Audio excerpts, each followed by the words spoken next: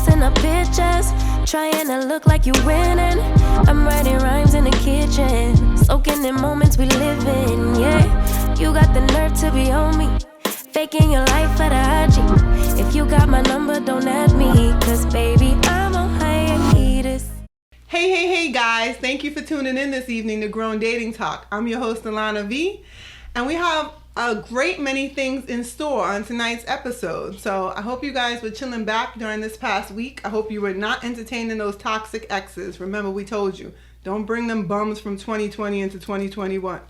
So tonight we have two guest panel speakers to join me, Kenny Cruz and Quite Decent. Quite Decent, why don't you tell us a little bit about yourself for the viewers who haven't tuned in and seen you on panel already? Thank you, Alona. I'm Quite Decent. I do many things. I have my IT job as my main bread and butter, but on the side, I do, YouTube videos and just get into anything. I mean, not so much these days with COVID, but just get into anything from acro yoga to rock climbing to discussions about business models, and just anything that the city has to offer, basically. Being really modest, ladies and gentlemen, because he has these really cute chinchillas. He's two of them, and they are so adorable, so adorable. So definitely check out Quite Decent's channel on YouTube. You're going to see that link below for this video, okay? And go check out his chinchillas and all the great things he has to offer.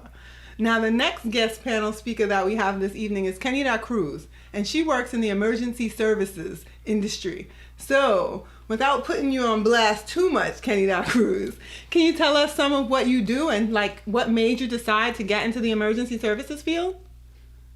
Well, my name is Kenny Cruz. I am a 911 emergency dispatcher. I've been an emergency dispatcher for about 7 years. I love my job, absolutely love my job. I was actually having a conversation yesterday about winning the lottery, and I would still go to work sometimes. Even if I won the lottery. But I have a background in forensic psych. I've worked in juvenile probation. I've worked in juvenile detention as a CO. And ultimately, I was making my way to something where I wanted to use all my life experience and what I've studied pretty much without having going into clinical forensic psych. So I found my niche. It's not exactly where I thought I would be, but I love where I'm at. And I have a few side gig things that I do just for me too.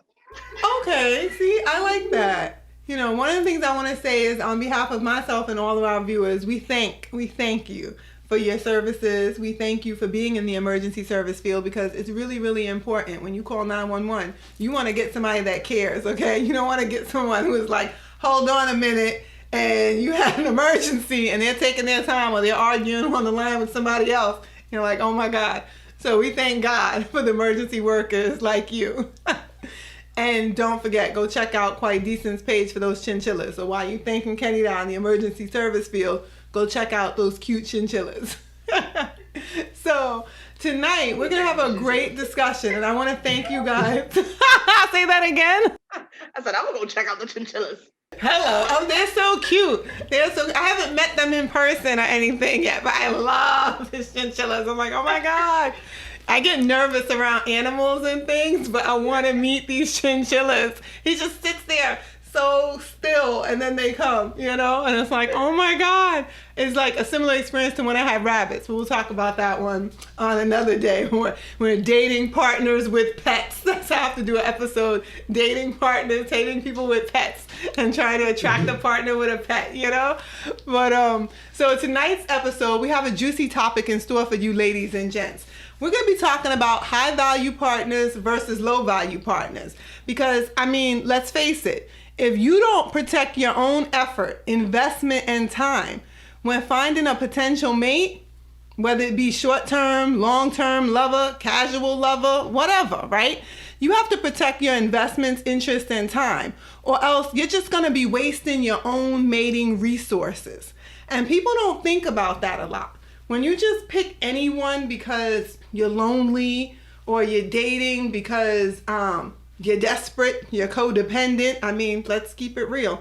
Some people are actually out there looking for a partner, and other people are out there looking to sow like to sow wounds, to sew up being broken, and to sew themselves being like emotionally dented, you know? So I find that we have to be really, really careful when we're picking partners, because the age-old saying is, people will say, oh, this type of women aren't good, and these men aren't good out here. I've seen memes where they're like, God, these can't be the only men you have out here. These can't be the only women. There has to be some more in the back. And I'm like, wait, what?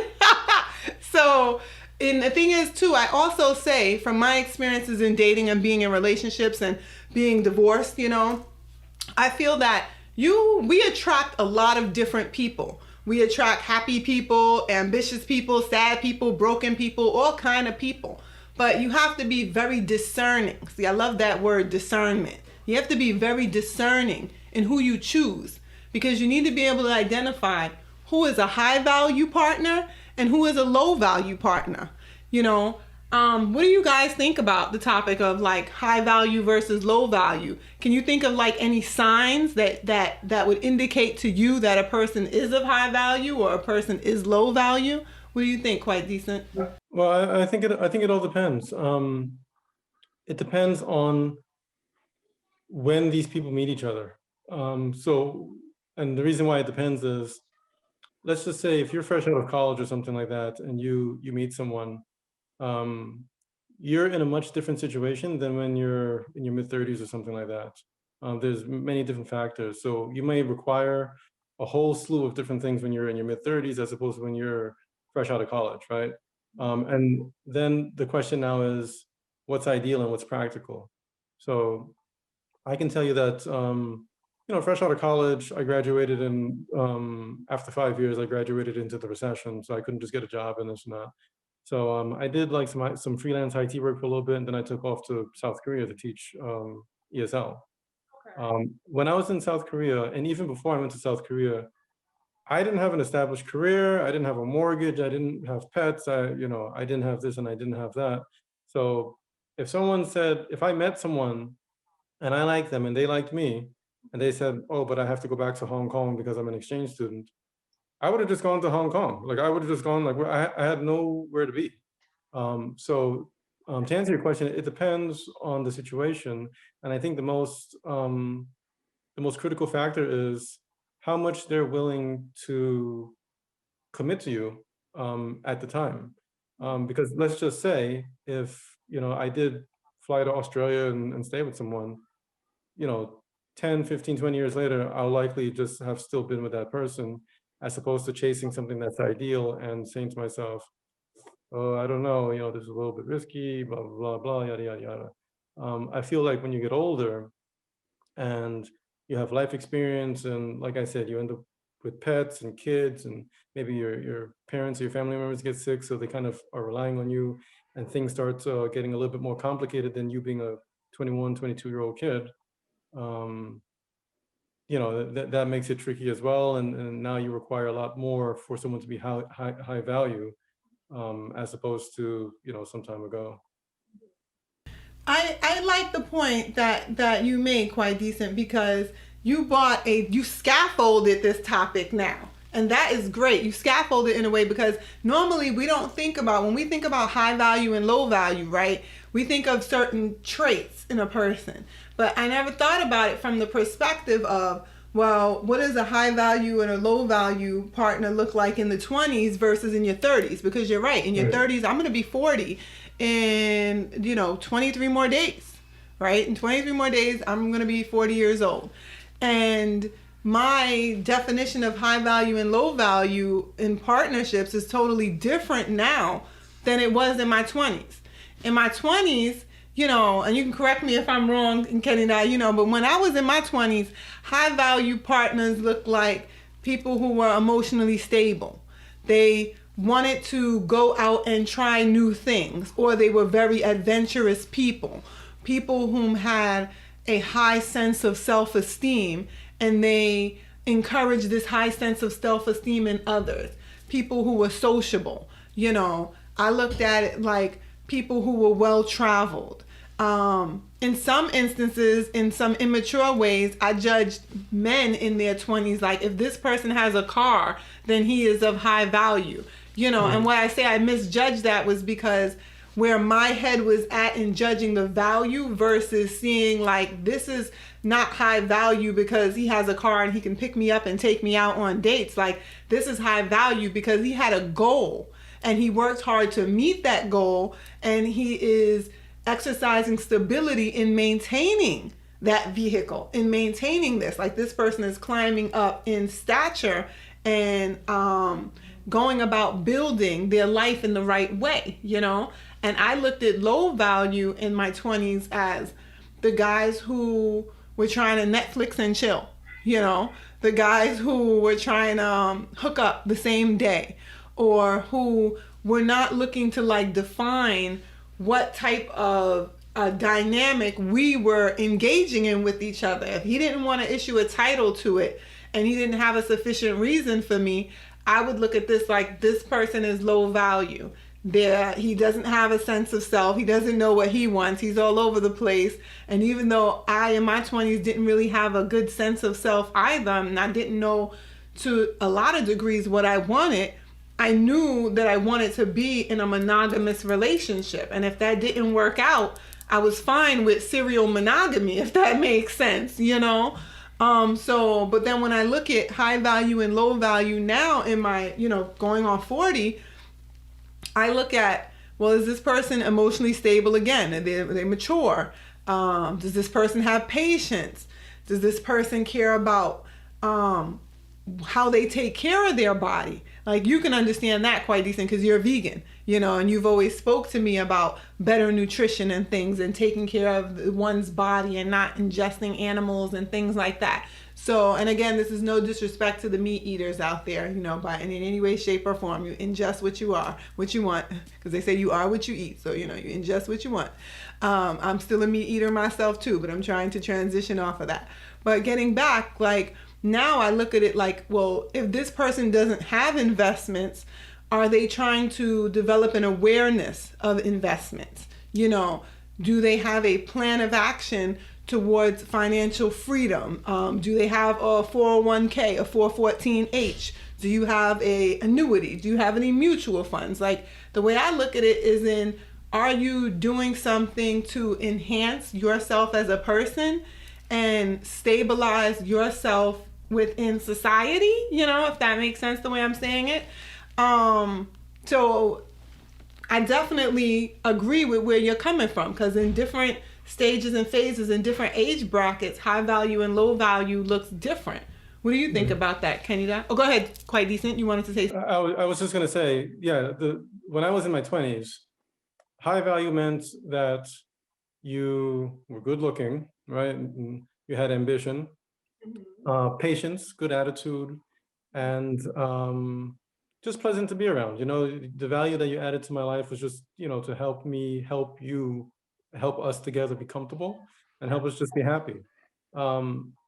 Low value would just be, I guess, just the opposite. Someone who was sedentary, someone who was closed-minded, someone who kind of just wanted to follow the, you know, the traditional route, and who just wanted to live simple, I guess. And that was just my personality, because I had just too much energy back then. But now, you know, that I'm, you know, in my mid-30s, and, you know, I'm vegan, I'm this, I'm that, and so on and so forth. It's become very tricky to like line up someone who's ideal, like to line up an ambitious, financially stable, you know, well-to-do, you know, vegan, whatever. That's not, it's so tricky now that I've now understood, and I can tell a quick story a little bit later on, but I now understand that, like what you understand with the car assessment, it's just like, it's not, if they have a car, you put them on this side, and if they don't, you put them on this side. Whatever combination of value that they can bring to you is what you know, will have to assess and have to value.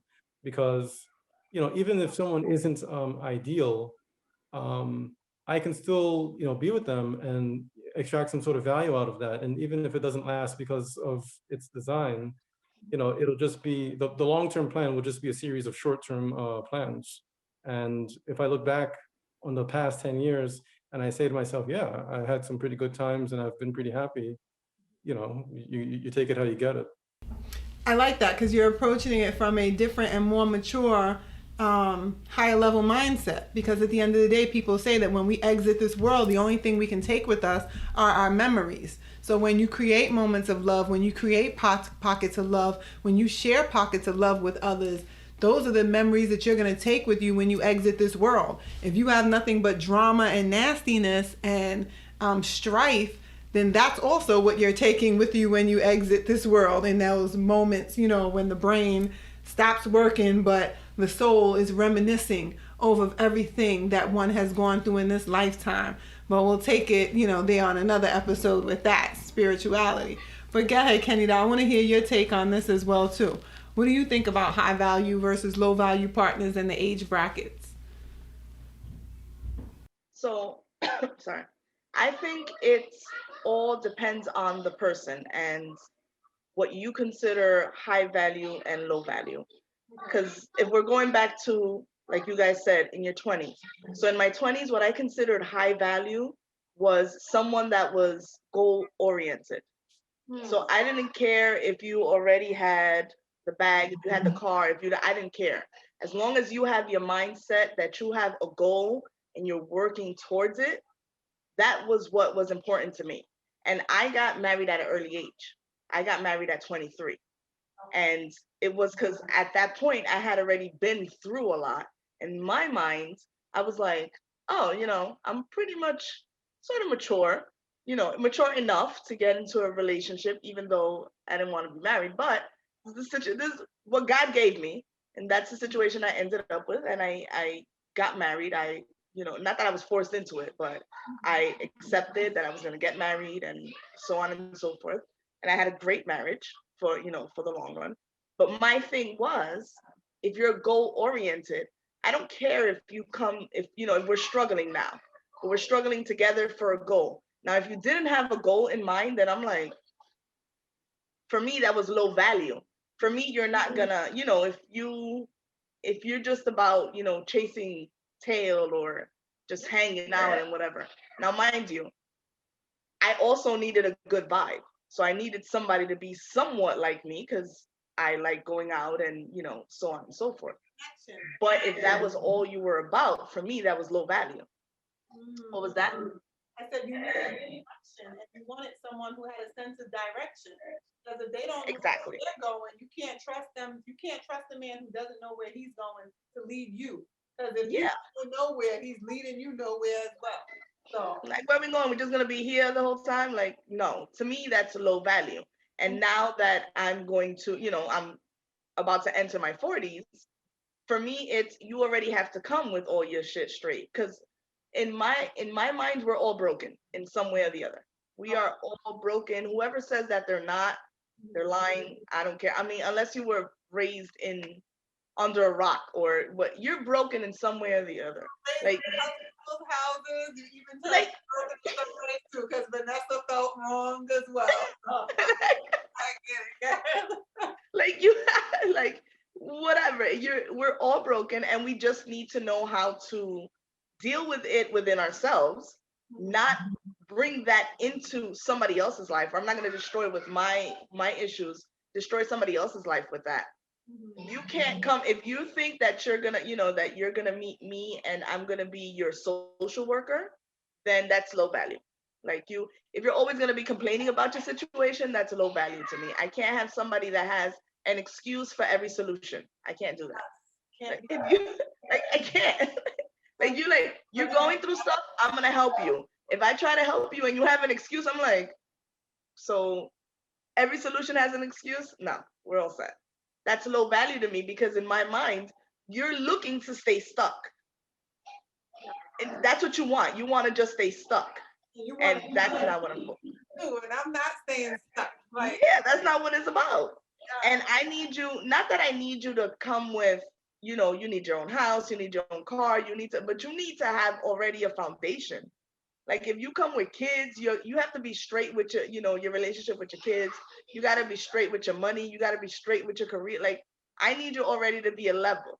If you want to progress from that, like you want, this is where I am in my career and I want a step more, or a few steps more, then hey, so be it. But you already know where you're at. You already have a foundation. That's what I consider high value now. As opposed to before, it was, we can work towards whatever we're getting. Now it's like, all right, we're going to work to better what we got.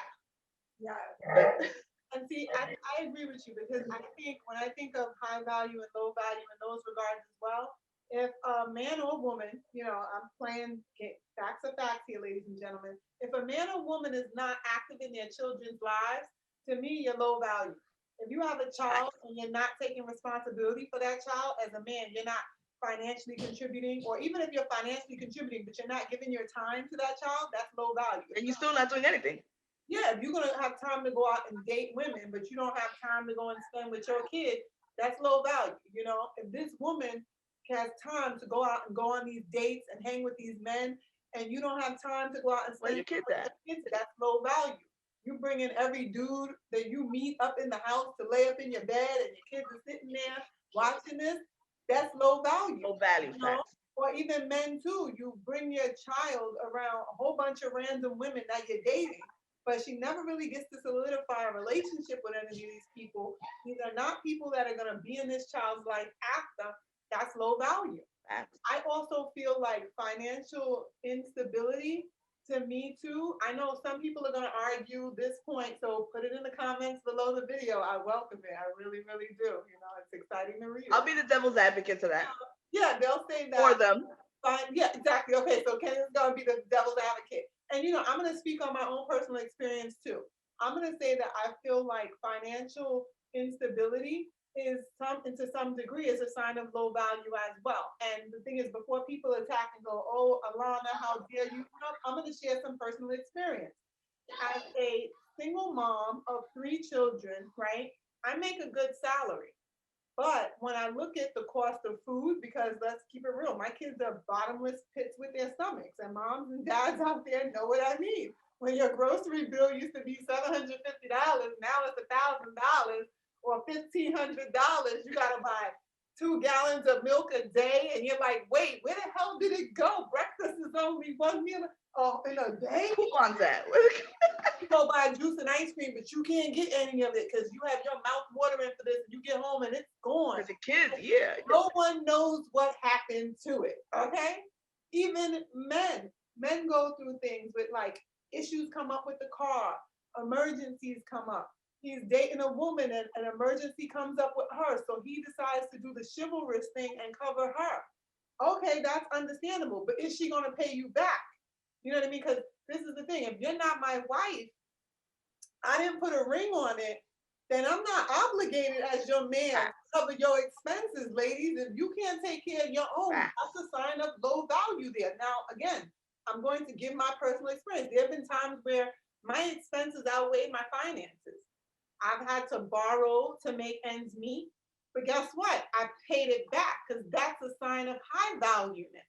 If you fall into a situation and you need help, you must also be able to keep your word and make sure that you do what you need to do to pay back those who helped you. If you stay in those poverty, financially restricted circumstances, then that's kind of low value. You're doing that on purpose.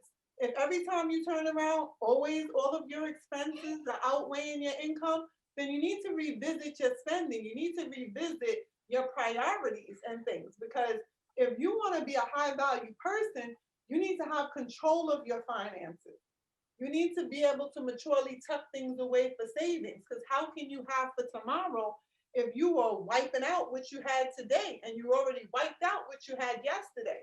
And being financially needy and stuff is a sign of low value. You could be 100% sign of low value. Yes, you can be in situations, like I said, I'm a single mom of 3. And guess what? I make a good salary. I'm learning to manage finances, because at one point I had a spending issue and I had to look at my finances like, homegirl, what the hell is going on with you?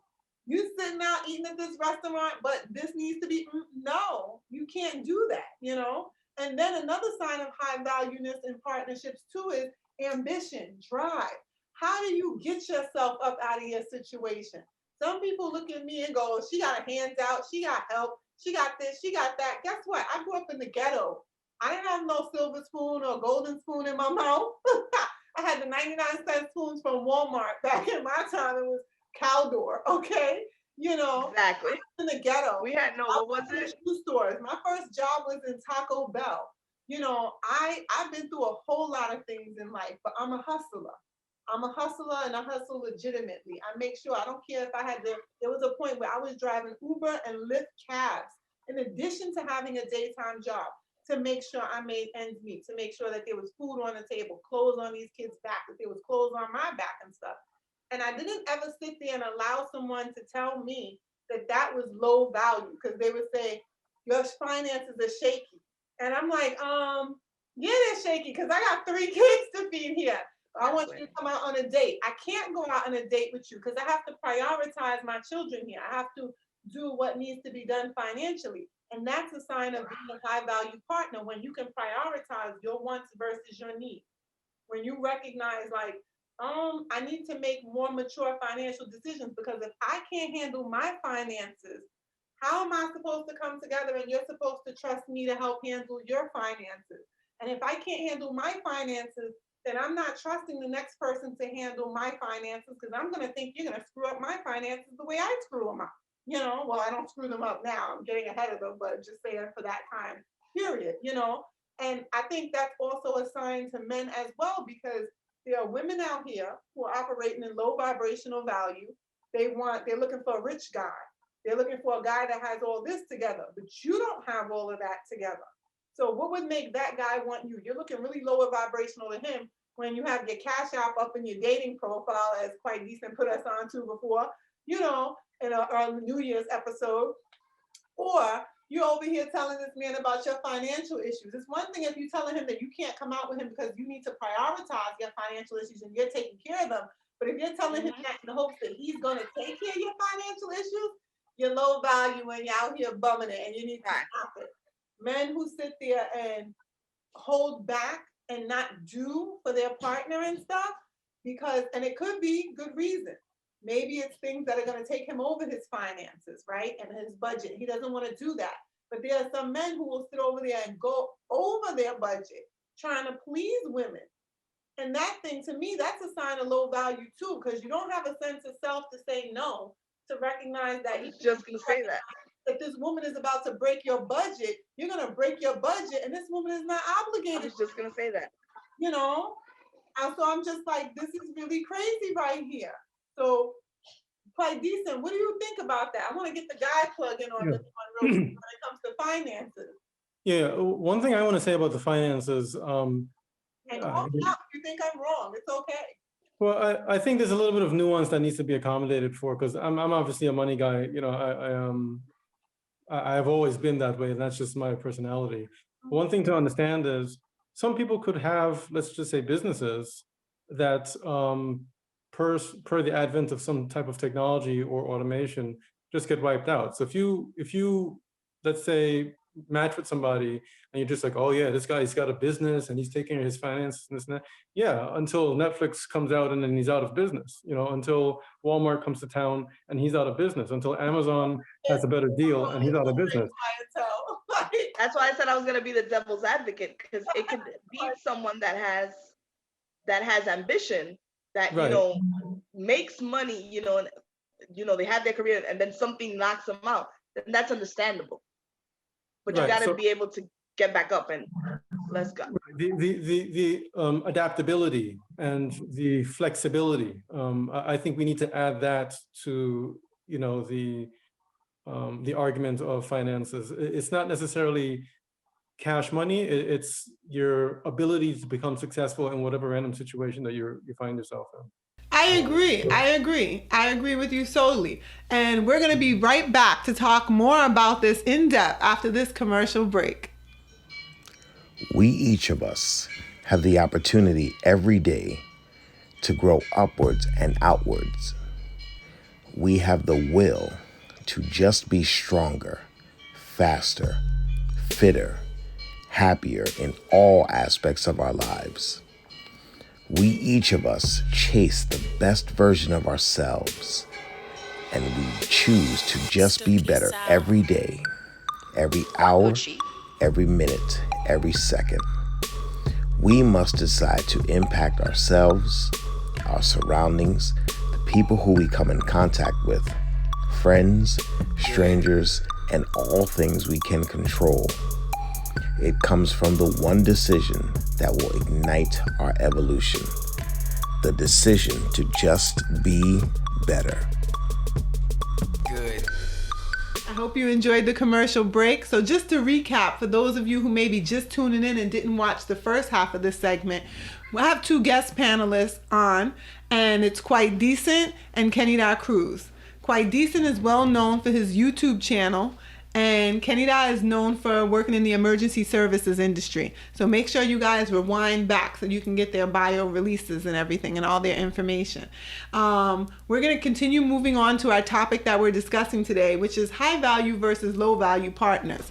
And before we went off to commercial, Quite Decent brought up a point that there are some individuals out there who experience hardships in their entrepreneurial journeys. Like they have a really good business and then all of a sudden something happens and now the business is struggling. So therefore their income is struggling as well, and it's not so stable as it once was, and how we need to make allowances and understand, and we need to understand that those type of situations occur, and when those type of situations occur, it doesn't make that person a low value partner. They're very much a high value partner. They're just encountering a challenge, and what you need to do is judge them by how they navigate that challenge. How do they land on their feet? If you land on your butt, do you stay on your butt? Do you hop back up off your butt? What do you do? Do you rub your butt on the ground some before you get up? What kind of partner is this? And I'm laughing and chuckling as I'm saying this because being an entrepreneur myself, I've had several business ventures before. Some of them failed terribly, and that's where I got a lot of my experiences from to get better at it, you know, and some of them were doing really, really well. And then COVID hit. And when COVID hit, the money that I was used to getting, it was like, Naturally. Like, what do you mean I can't have filet mignon every night? What do you mean? I gotta drive for Lyft and Uber now? What? My bank account balance looks a whole lot of frozen, frigid, oh my God, French fry from a nippin', what's going on here? So when you are used to just being able to go splurge, do what you want when you want, and then you experience a hardship as an entrepreneur, it's not the same as when you experience a hardship as an employee, though. Please understand this. Because when you experience a hardship as an employee, and I know that because I'm on the employee track too, in addition to being an entrepreneur, when you experience a hardship on the employee track, you have to wait a number of paychecks to catch up and budget and get ahead. When you are an entrepreneur, you need to have hustle. You need to have determination. You need to have drive. You need to have grit. You need to be willing to accept a whole lot of freaking no's before you get a yes. Like, for instance, I'll go out, and if I put out 250 flyers for tutoring, I'm expecting on average to get back 3 or 4 calls from people for every 250 flyers I put out. I'm playing it small. I'm playing realistic numbers here, you know, but I exercise grit in going out and doing that and putting out those flyers. Some people would say, well, that's a waste of money. I wouldn't even do that. Why would you go out and put out these flyers? Why wouldn't you pay someone to do it? Duh, because business got hit. It's suffering. You need to build it back up. And plus, I'm a hustler. I'm going to do what I need to do to get ahead. If I'm used to enjoying this type of lifestyle, if I'm used to living comfortably, if I want to go out and have dinner 3 nights a week at a restaurant, and that's what I'm used to, then guess what? I'm not sitting there waiting on my partner to figure that out. I'm figuring that out. I'm figuring out how to get this business back on track. I'm out busting my butt. I'd rather work 80 hours for myself than to slave away 40 hours for somebody else. Because guess what? When I slave away 40 hours for somebody else, if you're not using that money to get ahead and progress your mission, then you're building their mission. And you're going to get sick and you're going to get old and you're going to get tired and you're going to die having built somebody else's mission. And 9 times out of 10, their mission ain't going nowhere. How many of these companies and organizations go bankrupt? So you helping to build their mission and then it goes flop. And then you're out of a job and you have a financial hardship and now you need to go find a job somewhere else. When you could have been taking that money and using it to fund your passions, fund your visions, and setting yourself up, building generational wealth. See, as an entrepreneur, you may hit some hardships, but another high-value partner recognizes a high-value partner who's experiencing a challenge or a struggle.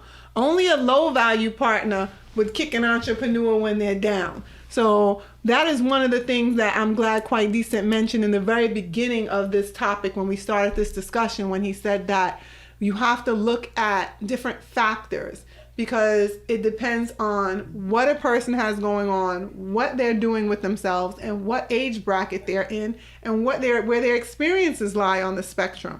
Because you might be judging someone to be of low value and really they're high value, but you just don't recognize their value. What do you guys think about that? Yeah, I as I've actually noticed this. Some of the people that I met like 10 years ago, 15 years ago, I still keep in contact with them. And I've noticed that, when I met them, this was my situation. I was making this much money and so on and so forth. And then as I've been keeping in touch with them, they've been following me to all of the different apartments that I've moved to. They've been following me to all of the different jobs I've been getting. They've been following me, when I buy different things or whatever. And I've been noticing myself going up and up and up. And I realized, I think about in my mid-20s, that if I don't lock something in like sooner than later, I might find myself in a position where I'm like way up here and it's just like way too much to accommodate, for me to, I guess, justify not doing this short-term kind of thing. So I did approach my company. We had like a company-sponsored bowling team with Zog Sports. Okay.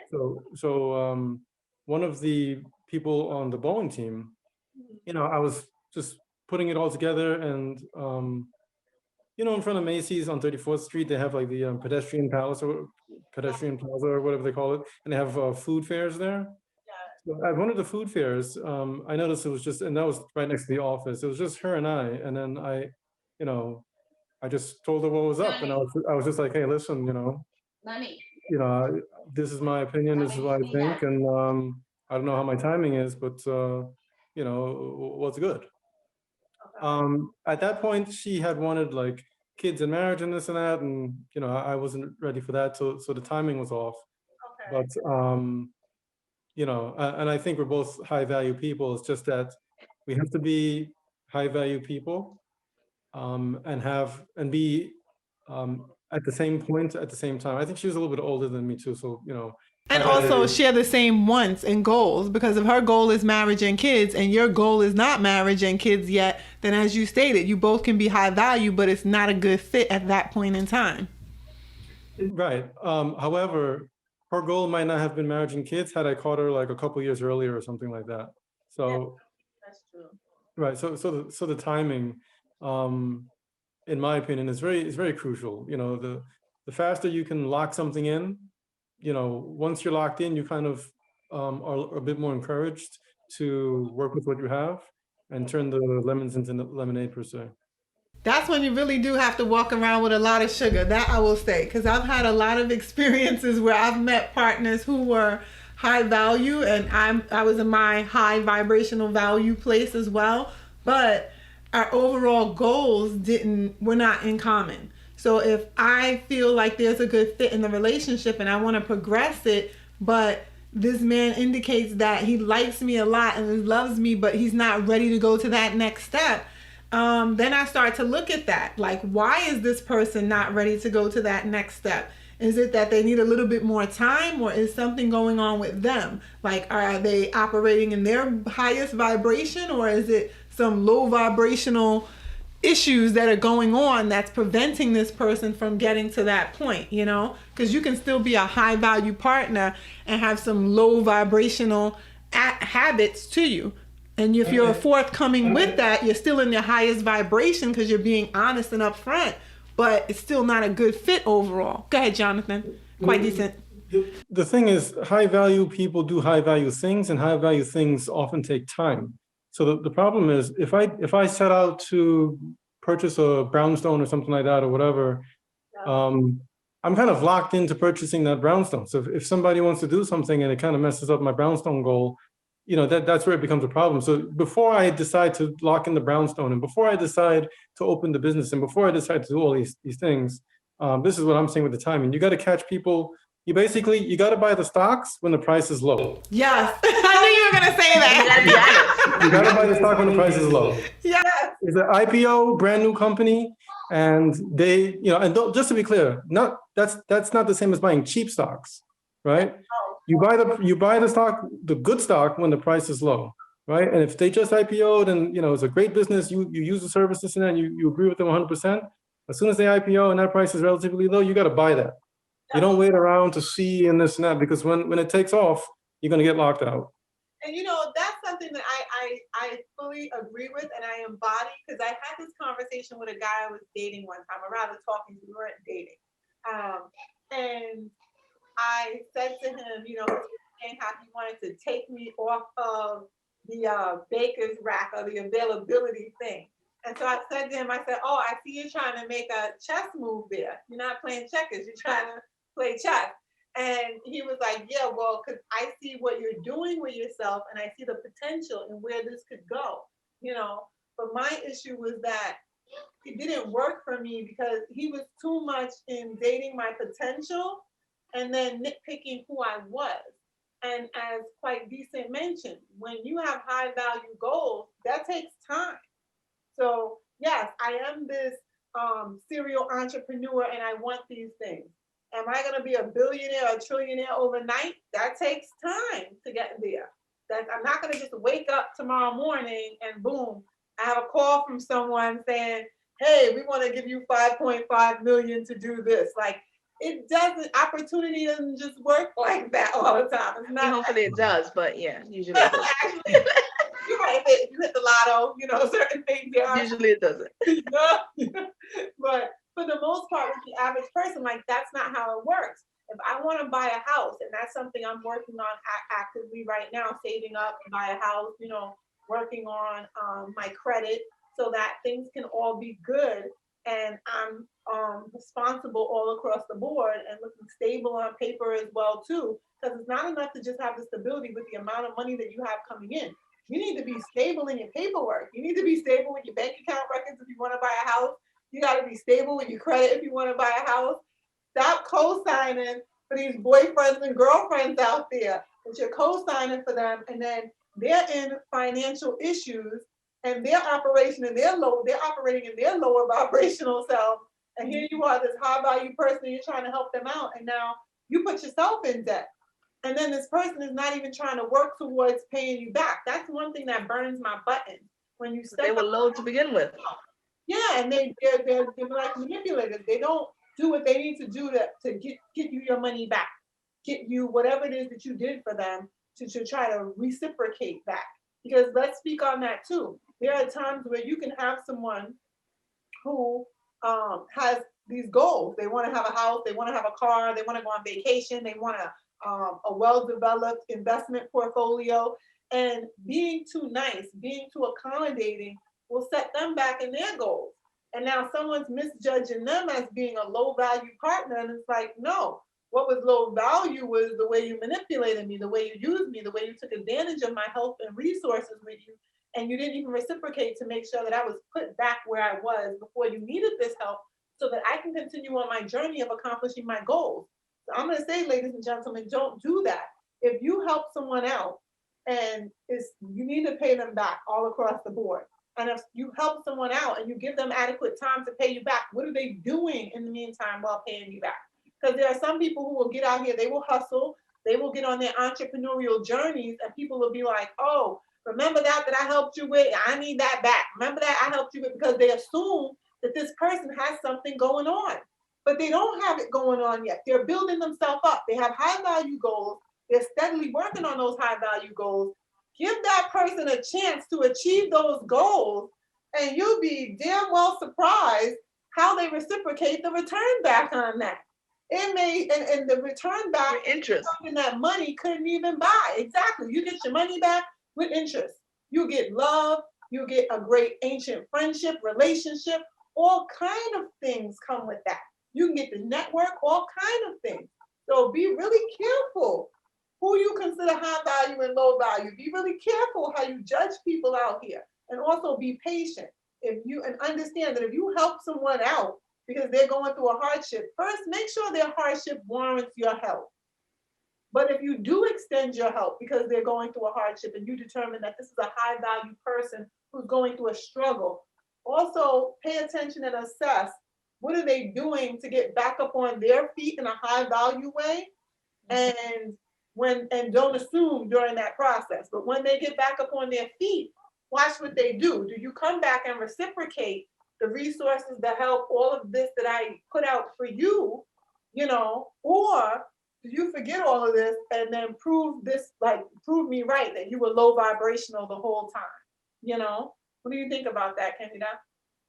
So I think I agree. Like, if you're the type of person that you're going to just use, so if you're the type of person that you are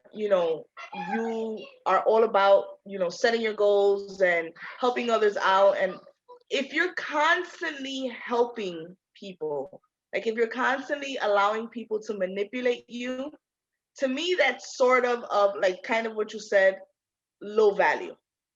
Because I need you to put your foot down. I need you to have a backbone. I need you to be, if we're speaking about, and I'm not going to speak about men or women, but I'm not going to speak about men like that I would be in a relationship with. I'm going to speak about men and women. You need to have a backbone, because that's going to break you eventually. If you're helping people constantly and you're not, you just want to put, I'm just helping people, that's just who I am. Eventually that's going to take a toll on you and you're going to become low value. And to me, if you don't have a backbone, you're sort of low value. You're not completely, because that's a good trait to have. Not, helping people out is a good trait to have.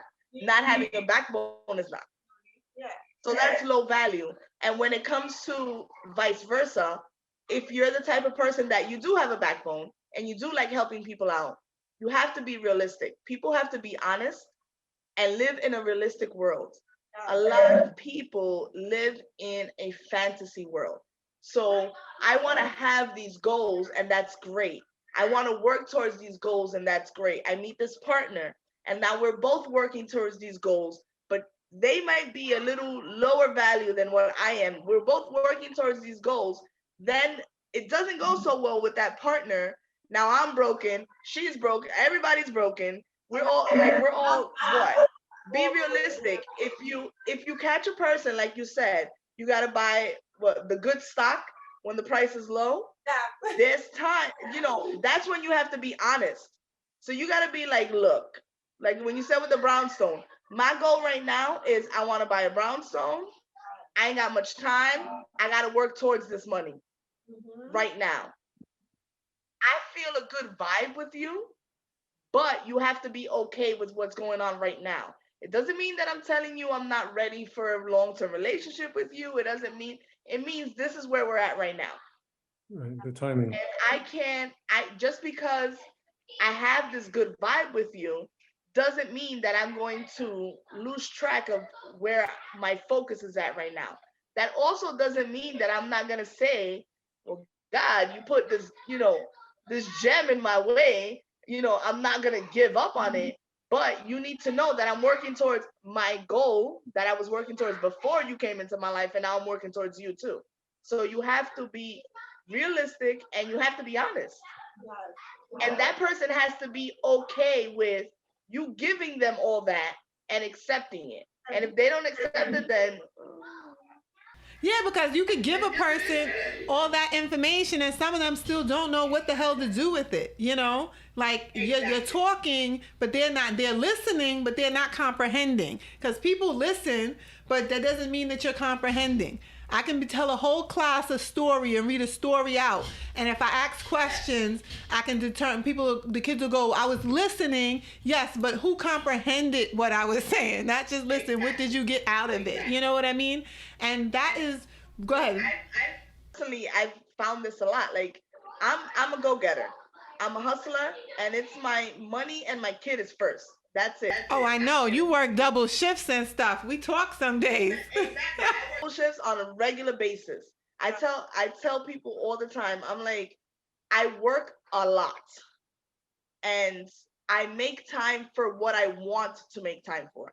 So you have to be able to convince me that I need to take time off or, slow down a bit to spend time with you. If you don't convince me of that, I'm just gonna tell you straight up, it's not gonna happen. Oh, when we gonna meet up? Like, when you convince me that I want to spend time with you, like, because if overtime comes in, because if I set a date with you and overtime comes in and you ain't really convincing me or I'm not really feeling that vibe, I'm gonna pick the overtime. I'm focused on yeah, because my money and my hustle will never disappoint. Exactly, because that's my money's my money. That's gonna get better, baby. We're getting better. Exactly. And a lot of men, because I'm not in your body and head, so I don't know what's about to go on with you. But I know with this money and this exactly. But I know what's gonna happen in my bank account when I go to that job. And that's one thing that's really important to me that I think about in partnerships, and I think women and men need to look at that too when it comes to high value and low value partners, because low value partners think about self financially. How can my affiliation with this person benefit me? How does all this money coming in benefit me? Yeah, I'll get with this and do this because this benefits me. High vibrational partners, we think about how can we build this bag together? Because at the end of the day, when I want a man in my life that's ambitious. I want a man that has some type of entrepreneurial talent. And I want him to, even if you're not out there already developed, to be pursuing and determined in your pursuit for what it is, the mark that you want to leave on this world. I want to build the bag together. I'm not looking for the man to take care of me. I can take care of myself. Can we take care of each other together? Can we build together? Can we climb together? Can we be neck and neck while we're next to each other? Can you bring some knowledge and help me? Can you give me knowledge about investments? Can you help me to better our financial future and different things like that? Can you show me where I'm slacking in the businesses that I'm trying to build and help me get better at it? Can I do that for you? Are you willing to be my personal assistant on some days if I need you to? Because I'll be willing to be your personal assistant on some days if you need me to. If I need you to throw some damn confetti over here because it's season 3 and I said we're going to make it rain, can you throw that confetti and make it rain? If you need me at a business dinner to make the whole deal and seal it and make it look good so when I come in the room, everybody's like, whose woman is that? His. I'm his woman right here. This is my man. Sign on the dotted line. We building this bag. We putting some money in your pockets and your pockets. You get a check and you get a check and you get a check. When we get a check, that's where I'm at. You know what I mean? I want the man that's gonna come and say, that's not gonna be intimidated by all the things I want to do. I want the man that's gonna sit back and say, you know what? And the people are looking around, who is this woman? This bossy woman over here doing this, and this. Who does she think she is? And the man's gonna say, she's my woman. That's who she thinks she is. She's my woman. And she's doing her damn thing. You know? That's the type of vibration I want in my partner. And I'm going to stay single until I find it. Like, I don't care if I'm 93 and we bump into each other. What? Hey, brother, I've been waiting for you. Shit. Exactly. A lot of men, they say off the bat, they're like, oh, I love that you a hustler. What? I love it. And then, 2 weeks into it, they're like a brat, a damn toddler. You don't got no time for me. You're always working. You're always this. You're always that. And if it goes farther than that, if you get into a relationship, it's all about, we got to show off because we hustle, and we got to show off for who? No, we don't. I don't have to show up for nobody. We got to keep that money in the bank account. We need to invest. We need to buy stock and real estate, and we need to shut up about it. That's what we're going to do. We got to show up. Yeah. You got to work for our money to be ours. Like, You can't. We ain't gotta show off shit. They do not need to know about what we have. We know what we have. I'm walking around in my $10 dresses with my $3 flip flops. I don't give a damn. I don't care if I'm bringing in $150,000 a week. $10 dresses, $3 flip flops. I don't care. Cause at the end of the day, I'll be like Little Kim when she hit it big. You will catch my ass in Walmart shopping for paper towels. Like, I don't care. Let the paparazzi walk up in there. Do you need some paper towels too? I'll be like Donald Trump in Puerto Rico. Bow, bow, bow. No offense, guys. I'm not trying to strike anybody out. But it's just, I'm just saying, like. COVID hits, what are 200 pairs of sneakers gonna do for you? Where you going with all that? Nothing. Where you going with all that? What's a gold chain gonna go? You know, and I'm not saying that you can't treat yourself or treat each other, but Don't go. if that's your goal is what we gotta show, nah. What I gotta show is my house, you know, maybe a good car.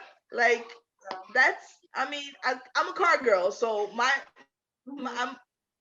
everyday car is gonna be a everyday car. Garage, you know, is the one that I leave in the garage. But that's just a perk for me. That's not for everybody. But I'm not, you know, this whole. I still go to fucking Target to buy my little combat boots that I wear every summer. I mean, every winter. Look, I don't care. Even when I'm breaking bank, I'm still gonna be up in Marshalls and Home Goods shopping, y'all. I don't care. Like, I get the $3.99 vase and put it in my house, and it'll still look nice. My whole house will look like something out of a Pottery Barn magazine, and I probably decorated the freaking living room with $400, you know. So I watch the Design on a Dime, the Do-It-Yourself channel. I'll go out and get some stuff and create some stuff, you know. Jonathan, quite decent, will be like, what's the sound going on up there? I heard you out. I was in my mansion and I heard you constructing stuff in your mansion. What are you doing? I'd have been like, I just came from IKEA. You want to come over and help? I need to figure out where the rest of these screws go. I don't care. Like, people do not understand. I'm so high value and high vibrational a person to be like, the hell's going on with this? All day, every day. Which leads me to my next question, right? Before we close out this panel, what I want to say is, like, there are a lot of people out there that want to know, like, what do you do with the high value partner? How do you feed it? What do you feed it? So, I think my internet is. so I'm going to pose that one to you, quite decent. What, for those women out there that want to know, what do you do with a high value man? What do you feed it? What are you supposed to do with him? How do you treat it? Well, that's what I'm saying. Like being a woman, that's the thing. Like, you know, they always say they want this high value, and then when they get it, they're like, whoa, hold on, I have complaints, and it's like, yeah, ain't nobody got time for your complaints. Ain't nobody got time for that. You gotta complain about how I make my money. You gotta complain about how, you know. It's not all about you. It's not, yeah. You just decreased your value. Moving on. Yeah, to answer, you're saying, what do women do with high value guys? Is the Yeah, for the women out there that want to know, what do you do with a high value man? What do you feed it? What would you say to them? I mean, as my You answer don't know that typically, you ain't a high value female. yeah, as my answer typically is, it'll depend on the guy. You know, it's a case by case type of thing. Me in particular, you know, wealth and world peace and such are my objectives. So if you line up with that, and you know, you can help support me, or not support me, but you can understand that my focus is in a certain direction to a degree, and that doesn't bother you, and so on and so forth. And you just keep your ears and eyes open for, hey, I heard that so-and-so organization is doing this and so-and-so organization is that. Just keep feeding me those, and I'll just keep working on my projects, and you know, that's all I would need. And to reciprocate, you know, the same thing. If they have a jewelry business, or if they have a video directing business, or if they just, you know, like interior design and they want to do a YouTube channel and so on. Whatever I can help them with, you know, we just help each other, and we indulge in whatever flavor of energy we have at the time. That's what I say. I like the way that Quite Decent put that. We're going to indulge in any flavor of energy that we have at the time. So for fellas out there, before I bid you all adieu, when you wonder, well, what do you do with a high value woman? What do you feed it? What you do is you support her drive, and you claim her, and you feel happy about every accomplishment and mission that she sets out on. Make sure that she's well knowledgeable of it, and if she's not knowledgeable and you have knowledge, give that knowledge to her. Stand back and be proud of her. And what do you feed her? Give her a glass of wine and a porterhouse steak. Damn. So with that being said, Not all of us like wine. okay, some of them don't like wine. They like water. But with that said, I want to thank you guys for being here to have this discussion with us today, Quite Decent and Kenida. And I want to thank you guys for tuning in to Grown Dating Talk. We'll see you next week for all things grown and mature. Hey, guys. Be sure to go and check out our online merch store. That's right, we have a candy drip shop, and we have exclusive and envious pieces for both the ladies and the gents. Fellas, go cop those Big Dick Daddy boxes, the Big Dick Daddy hoodies, and the briefs. And for ladies, we have the mixing paint swimsuits for you guys. We have the Game Over leggings. We have the purple nurples. And we even have the cherry drip shirts and tanks. So go check it out, www.growndatingtalk.com. For the record. Been a little too nice to y'all. Now I gotta up price for y'all. Snake eyes on dice for y'all. Shoulders on ice for y'all. Frozen. 8-6 all the hate. I won't get involved today. Got lost in the ballin' age. I'm flipping the bars. I'm flipping the. On record, off record. I still count wins when they doubt it. On record, off record. I let them take advantage. I was wildin'. On record, off record deals. Tell them talk to Colin for the quote. On record, off record. I still want the act, not the ghost. Running through it with the young influence. Adolescent presence. I'm succumbing to it. I've been giving yeses when I shouldn't do it. I complete ejected with them loose elusive. And I'm barely moving, but I'm still gon' boost them. I can't work on winners when I know you're losing. So I work the winners and they throw the deuces. Guess I had to pivot, shooting the bazookas for the facts. I need racks, paper cash, fuck a tax. That's a joke, tell them laugh. Uncle Sam, buck out the bag. Brody plot, but get a whack. Contract, give me the max. I got lab on my back. You ain't that, then it's raps. Whoa. For the record, I'm done trying to make y'all comfortable. For the record, you ain't trying to grow, then it's done for you. For the record, lab on me going all the way. For the record, ain't trying to link, no time to waste. For the record, yeah. For the record.